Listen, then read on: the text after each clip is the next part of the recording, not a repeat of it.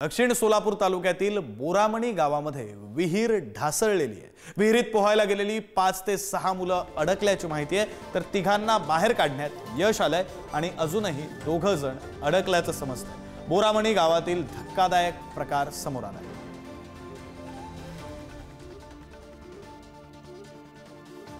दक्षिण सोलापूर तालुक्यातील बोरामणी गावामध्ये एका विहिरीमध्ये ज्या आहेत 2 मुलं जे आहेत ते विहिरीचा कटडा कोसळल्याने जे आहे त्या आतमध्ये असल्याची प्राथमिक माहिती जी आहे ते आपल्याला दिसून येते। खरं तर दक्षिण सोलापूर तालुक्यातील बोरामणी गावामध्ये जे आहे ते अचानकपणे पोहण्यासाठी 2 मुलं जे आहेत ते या विहिरीमध्ये कोसळल्याची घटना जी आहे ती घडलेली आहे। खरं तर गावातील जवळपास 5 ते 6 मुलं जे आहेत त्या शेतातील विहिरीमध्ये जे आहे ते पोहण्यासाठी गेले होते, मात्र अचानक दगडी विहीर जी आहे ते 60 ते 70 वर्षापूर्वीची ही विहीर आहे बांधलेली, आणि त्या दरम्यान जे आहे ती विहीर कोसळली आणि या विहिरीत सर्व मुलं जे आहेत ते अडकली होती।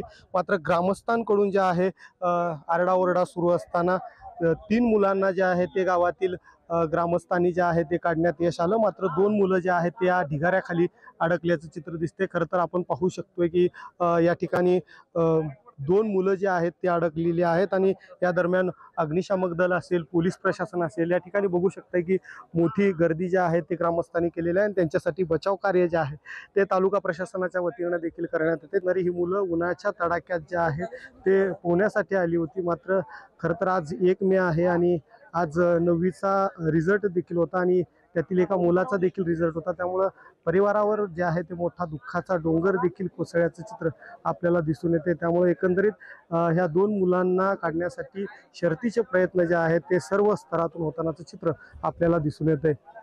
कॅमेरा पर्सन अनिल कांबळे सह अनिकेत गायकवाड, पुढारी न्यूज, सोलापूर।